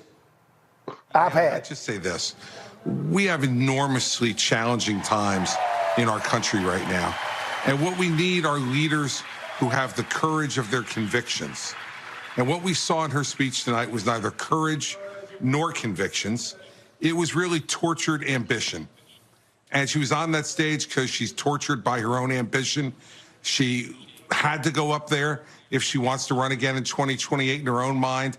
And that was more important than her standing up for the things that she represented to the voters in the Republican primaries about Donald Trump being unfit, unhinged, just unqualified to be president of the United States. Rebecca, go ahead. And then also seeing Dr. Ben Carson. As someone who grew up in the 80s and 90s, was on the gifted track, one of the things, if you were a Black or brown child in America in the 80s and 90s, you knew about Gifted Hands, AKA Dr. Ben Carson. And then you might have seen the movie where Mos Def played, no, it wasn't Mos Def. I don't think Mos Def played him in the Gifted Hands movie. I can't think who the actor was. It was Cuba Gooding Jr. Yes, thank you. And so to see him on the stage last night, I was actually texting a DNC member while I was watching him speak. It was so demoralizing to see where he ended up in life. We had such great hopes for him. This is where he's at now. But it was such a joke in watching these people, these very unserious people, being very unserious and understanding that that is the direction in which this country will go if people aren't paying attention and if people decide that they're going to do Couch 2024. Like, even if you don't like particular people on the other side of the ticket, you still have to examine what type of administration are we going to have? Are we going to have an administration that actually believes in a democracy? Or are we going to have an administration that doesn't believe in democracy? Are we going to have an administration filled with miscreants? Are we going to have an administration that's going to take 100,000 people, 100,000 families out of the Washington, D.C. area and move them away because Donald Trump has this plan for the federal government that's in Project 2025? Are we going to take 50,000 civil servant jobs, which are highly filled by Black people or brown people in this country, and make those into political appointees? Are we going to disband the Department of Education? Are we going to get rid of, like, maybe you all haven't seen yet, but there is a plan to get rid of the NOAA, which means all of a sudden weather reports will no longer be free. And the reason why they want to do that is because they don't want an accurate accounting of climate change that's currently happening. So they don't want a government apparatus that's reporting real and accurate data on what's happening within the climate, right? So it's all sorts of crazy and foolishness. And like, we were angry earlier and then we're laughing now, but people need to sober up and understand how serious November is. Before I go to Scott, MSNBC put these greatest hits together of lying-ass Nikki Haley. Watch this. Times change, and so has Trump. He's gotten more unstable and unhinged. If you mock the service of a combat veteran, you don't deserve a driver's license, let alone being president of the United States. He was thin-skinned and easily distracted. It's not normal to spend $50 million in campaign contributions on personal court cases. It's not normal to threaten people who back your opponent. Donald Trump is turning the Republican Party into his own playpen, where it's all about him. He's not qualified to be the president of the United States. Scott, go right ahead. You know, Roland, maybe if you allow me, I got a question for you and the panel.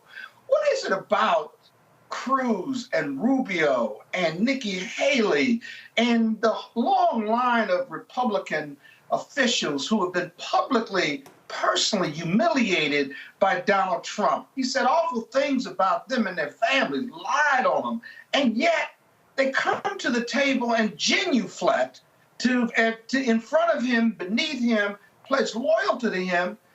They've said awful things about him when they were telling the truth, Lindsey Graham, and yet they all just kind of fall in line with rooted at the bottom of all of just blind ambition. I don't know how you come back from the public humiliation by Donald Trump and then crave and desire, because he's the president, the former president, to kind of be in the flock, if you will. It's easy. It's subject to something else. Scott. American politics. Scott, it's real easy. And in September, will be the 3rd anniversary of when I was on ABC, and I said this. And I appreciate the speech, Governor, but the reality is this. You have to admit, Sarah, you have to admit the role that you played in putting the person in leadership who is driving conspiracy theories. It's one thing to condemn them after the fact, but you have to own up to the role that you played in putting the person in power. The time we both ran campaigns against No. Let me finish. First off, I don't have to admit, First off, I don't have to admit anything to you. Can I finish? First off, I don't have to admit to you. And second, I ran against Donald Trump in 2016. You also coached him for the debate, sir. You ran against, here's the deal, you ran against him. But when a person has principles, morals, and values, they do not support them even if you lose. And what they say is, I choose patriotism and the country over party and power. And the problem was too many Republicans chose power in riding with Donald Trump as opposed to patriotism in America. I'll sleep fine. That is it. Yeah. It's power. It's power. Well, Roland. Hold on. Scott, couldn't answer those questions. Scott, finish your point. No, it was a question because it's embarrassing and humiliating. It doesn't make any sense. It's one thing to lose to somebody, but when they publicly embarrass you and your family, they talk about your father and your wife and name your names, Ron DeSantis and Nikki Haley, call her a bird brain, all these really personal attacks. We would call them in the black community playing a dozen, but in front of millions of people, and yet they just sit down, genuflect, and come into the fold of the oppressor, if you will. So you're right. One thing we haven't talked about, Roland, is the changing of the guard in the Republican Party.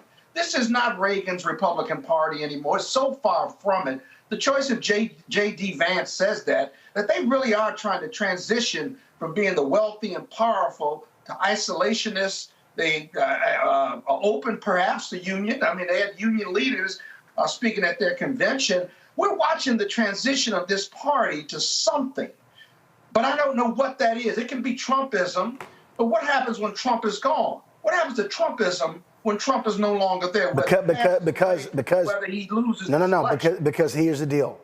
What they've done, and Robert, I'm going to go to you. What they've clearly done, Vance is going to carry the Trump ball. Mm-hmm. The reality is this party sucks up to Putin. This party sucks up to China. This party, Ukraine. This party, what they've done, this party is sucking up all these Silicon billionaires who are now backing them. It's all bullshit about the working class and the common man. No, the billionaires. There's a reason if Elon Musk lied, I'm not endorsing, I'm not giving to any campaign. Now he's going to give $45 million a month. That's why I'm with Robert Reich. The hell with these billionaires, tax their asses. If you can give $45 million and $100 million to a PAC for a campaign, guess what? Your punk ass can pay more. Robert? Well, just to your point, a couple of things. One, it's interesting to me that Nikki Haley went from "I will not kiss the ring" to "Hakcha" in about 6 months. It really wasn't that long. She shined that thing on up and just say you can do what you want. I think that it's very important for us to understand that we're dealing with people with no morals, no values, no convictions. No morals, no values, no convictions. Now, what do I mean when I say that? The Republican Party has been a right-to-life party for the past 50 years. They have stood in front of abortion clinics and yelled at little girls while they sought medical care. They have pushed laws to take away women's reproductive freedoms in state after state for decades. Donald Trump came in this year and said, we're pro-choice. And they were just fine with it. And that was it. There was no conversation. There was no fight. There was no circular firing squad. There was no Donald Trump to step down. It was just done. It was over. The Republican Party has been literally stoning gay people for the past 50 years. Donald Trump took the marriage between a man and a woman out of the Republican platform this year for the first time since the Reagan administration, and no one cared at all. The Christian Conservatives, the party of Jerry Falwell, Pat Roberts, Christian Cathedral, Moral Majority, that party had an OnlyFans model giving a primetime address. And they're being supported by Sexy Red, Waka Flocka Flame, Whoa Vicky, Lil Pump, Lil J on the Track, Uzi Vert, Kodak Black. Kodak Black has a song, and he's a Haitian brother, and we're going to have to get him back into the camp or something. But he has a song saying, I don't need no black chick, I'm black already. And that is a Trump supporter. And we're acting as if this is just a normal state of politics. And the reason that these Republicans will sell out every moral and value and thing they've said they believed in is very simple. Where's Corker at? Where's Ben Sass at? Where's Jeff Flake? Where's Liz Cheney? Where's Adam Kinzinger? Gone. Where's Chris Christie? Everyone who's ever stood up to Donald Trump is gone, not just from their seat, from American life, from politics in general. Somebody had to take a job as a president of a university after Trump got rid of them. Trump don't just talk about you. He destroys your character and destroys your ability to make money going forward. And because of that, you have Mike Johnson, who before he became speaker had an accountability buddy with his son to make sure that they don't watch porn with each other because they're that strong of Christian conservatives, to standing outside the courtroom at Donald Trump's porn star affair trial dressed in a Trump costume. The Donald Trump has such control because these people understand that they do not have the ability to step out from under the king, and that is a power Joe Biden doesn't have with the Democratic Party. These people think they can win without Biden. The Republicans know they have no chance to exist without Trump. Therefore, what Trump says goes, and this is why we're seeing a Republican Party that is talking about pro-union, a bunch of black folks running all around. The vice president has an Indian wife and a son named Vivek. They got porn stars speaking at the rallies. They got rappers, all this stuff, because Donald Trump is taking this party, and instead of becoming more Christian and more conservative to meet the party, he has molded the party into his image, and he's done it in record time. This is this right here is Nikki Haley and all of these Ted Cruz. This is all of them right here at the convention. Oh, you gotta give him that hawk to and spit on that thing. You get me? I love you, Pookie, forever. That's them. They will kiss that ass. They will kiss that ass more than Eric Trump and Donald Jr. And Roland, go ahead.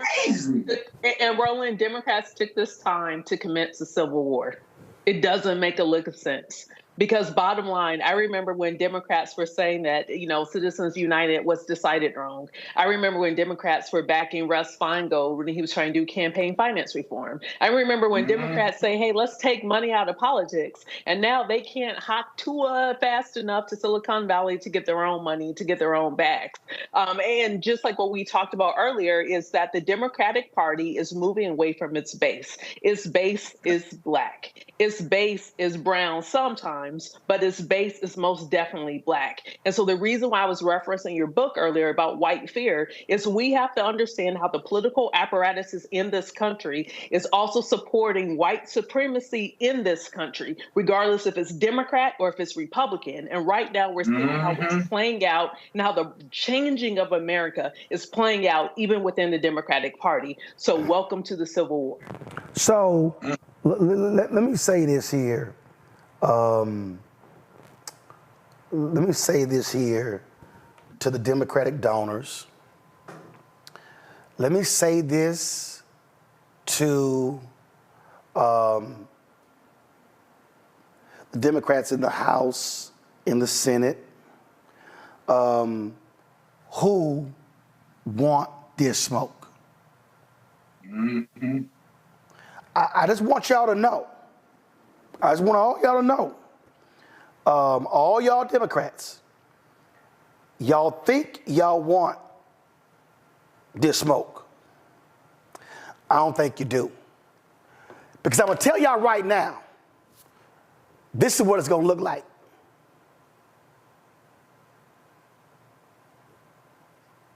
It's going to be Montgomery Brawl 2.0. And I'm telling you right now, y'all don't want this smoke. Y'all don't want it. Now, y'all can sit here. Y'all can sit here and play this game. And I'm telling y'all, y'all heard me say it earlier to Congresswoman Joyce Beatty.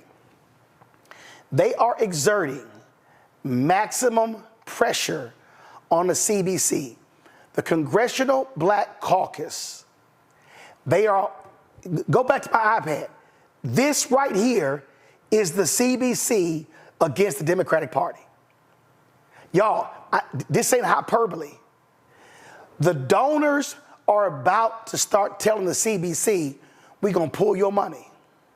And I'm telling you, Scott, Rebecca, Robert, I don't think these donors are prepared for, and I don't think these Democrat elites are prepared for the backlash from the base that they are about to get. If they think that they are going to screw over Biden and jump over Harris, and people are gonna go, oh, okay, we good, we really want to take out Trump. They got another thing coming. And I'm warning them. I'm warning them that Biden coalition of those white voters, we showed the Black PAC poll how his black numbers are increasingly going up. We showed what Matt Barretto said, Latino numbers. They think, oh, everybody gonna fall in line. Robert, they have no damn clue. Look, Roland, I bought a URL this weekend, and I'm going to start putting a site on it. It is Biden or bust 2024, because I think there's a lot of voters that need to be reinforced with this idea that it is Biden or bust, that black folks are not going to turn out. If you get rid of Joe Biden in an anti-democratic process, then hop over Kamala Harris in an anti-democratic process, and then replace a black woman named Kamala with Gavin and Gretchen, the black women are going to burn this thing to the ground. I just want that to be known and understood. For those of you who are not married to a black woman, there's nothing more angry and more spiteful than a black woman scorned. And scorning the strongest and most high-profile black woman in the country will have hellacious repercussions for the Democratic Party going forward decades. I remind them that 68, you forced LBJ out of the race. This leads to Nixon winning. Because of that, from 1968 till 1992, the Democrats won a grand total of one election, Jimmy Carter in 76.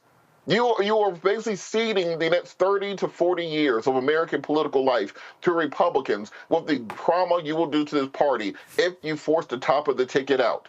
And as you said, there's no one else with the name recognition. There's no one else with the fundraising base. There's no one else with the coalition building. The reason Joe Biden got into this race in 2020 was that none of the 20 people running at the time had the juice to beat Trump. And that was when they had the opportunity to nominate those younger, fresh faces, Castro, Cory Booker, Pete Buttigieg was a kid at the time. You could have put any of those people as a nominee. None of them had the juice to beat Biden then. They don't have the juice to beat Biden now. And this concept that the billionaire donors will go behind a curtain and come back out with a new candidate that they're going to force upon all of us and then have the opportunity to win, you're talking about doing the type of irrevocable damage to the Democratic Party that cannot be repaired. Look at the Tory party in Great Britain right now. They abused their base to the point that they not only did not win the last election, they did not come in second in the last election. They were third, nearly in fourth with Reform UK.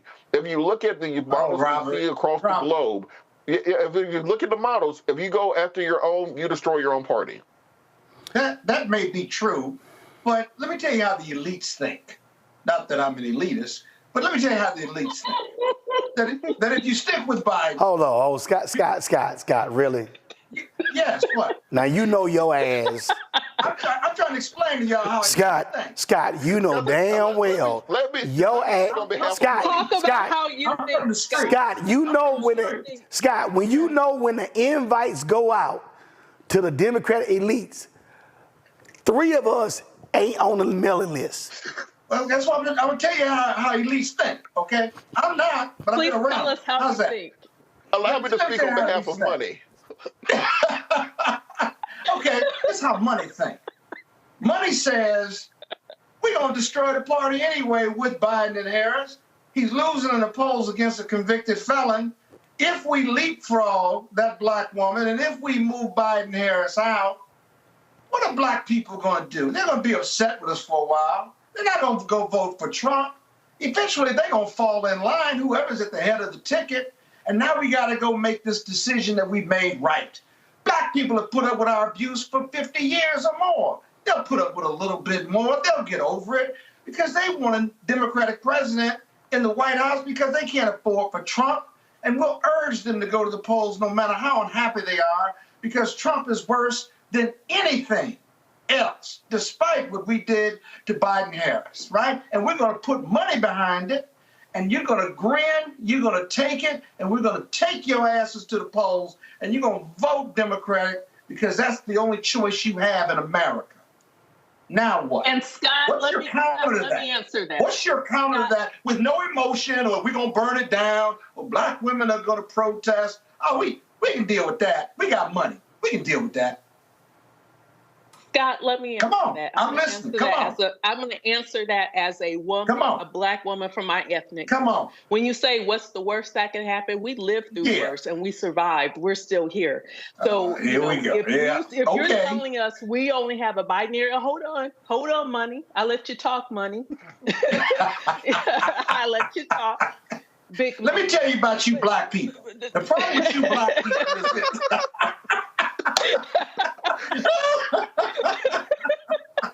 Look, here's the bottom line. Black people always have a choice. We could stay home. We could be black, live and die, right? We don't owe anyone our vote. We could do whatever we want with our vote. Yes, our ancestors, they died, they bled, they stand in line. And guess what? We could still do whatever the F we want to do with our vote. You ain't got nobody to vote for but the Democratic ticket. You going to vote for Trump? If not, then what are you arguing about? You going to vote for Trump? If not, we can do whatever we want to do because we got the money and we're going to push him out and you ain't got no choice but to take it, Black America. Take it like you always now, take Scott, it. Scott, I'm resisting.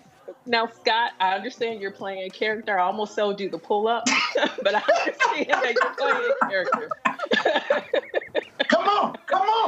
Tell me who you going to vote for. But here's the thing. You ain't got nobody else to vote for. Black America? But Black America doesn't have to vote. Black America doesn't have to vote for the top of the ticket. That's a vote for Black Trump. America, Black America, but guess what? We could live through Trump. We could survive Trump. We could survive Project 2025, quite frankly, because we survived. Do we want to? No. Who's playing music?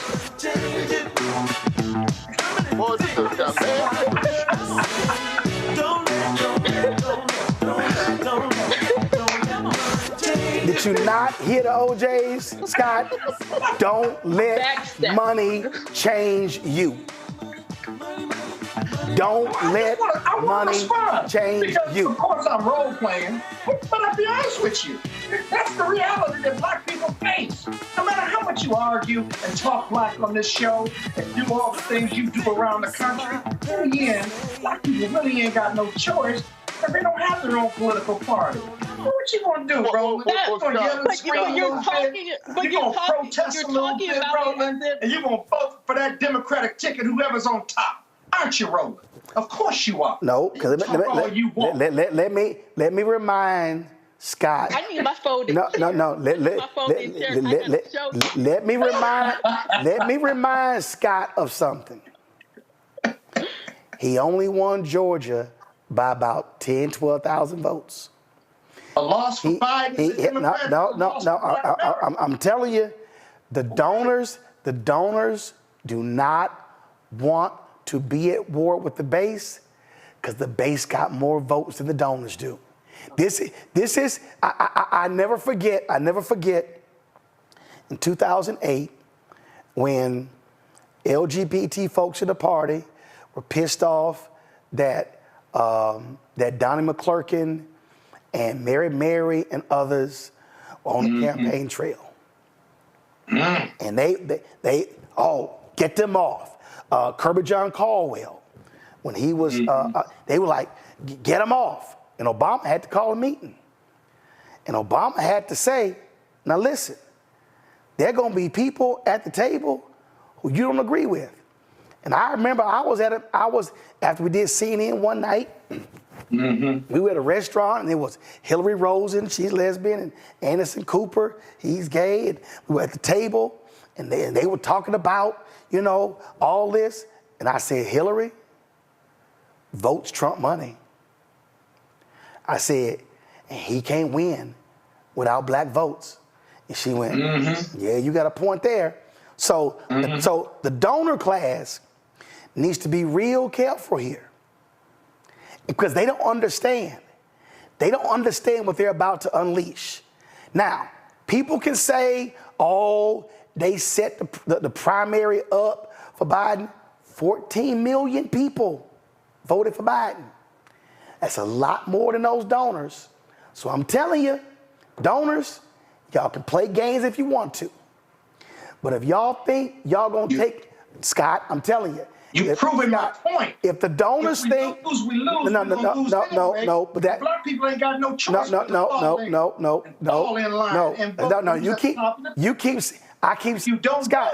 Scott, you keep saying black people. When I say the base, I ain't talking just about black people.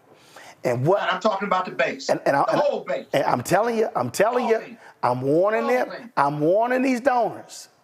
If y'all, I got this. If y'all think you're gonna take out Biden and Harris, y'all are asking for hashtag Team Whip That Ass to show up. and Roland, just real quick. 30 seconds. Go. Roland, just on that point, remember, I remind people, I'm a pro-gun, pro-life Southern Baptist. I ain't but that close to being a Republican at the end of the day. So if there's a lot of voters like me out there, well, you're lucky I'm even voting for y'all in the first place. It's just because the Republicans are racist for the most part. But, they had Negro Night on night one of the convention. What's his name? The guy from Michigan said, if you don't vote for Trump, you ain't black. I see rappers and I see porn stars and all kinds of stuff. They got a party going on over there. So, there's a lot of voters out there. They ain't holding on but that much to being Democrats in the first place. So to Scott's point about what you're going to do, any Republican party with black people is called Rhythmless Nation. I'm done. Integrated Scott. Robert. Here's what I know. When the convention is over, the Republican convention, you can go to bed early because it ain't nothing black to go to. Robert, Rebecca, Scott, I appreciate it. Thank you so very much. Folks, I'm going to see y'all tomorrow from Atlanta, where we're going to be there, of course, broadcasting there from IBEW Hall with the workers there. So we're looking forward to that. And so I'll see you guys in Atlanta tomorrow. Don't forget, support us in what we do. Join the Bring the Funk fan club. So your check and money order, P.O. Box 57196, Washington, D.C. 20037-0196. Cash App, $RM Unfiltered. PayPal, R Martin Unfiltered. Venmo is RM Unfiltered. Zelle, Roland at RolandSMartin.com. Roland at RolandMartinUnfiltered.com. I'll see y'all tomorrow. Holla! Folks, Black Star Network is here. Hold no punches. I'm real revolutionary right now. Support this man, Black Media. He makes sure that our stories are told. Thank you for being the voice of Black America, Roland. Stay black. I love y'all. All momentum we have now. We have to keep this going. The video looks phenomenal. See, there's a difference between Black Star Network and Black-owned media and something like CNN. You can't be Black-owned media and be scared. It's time to be smart. Bring your eyeballs home. You dig?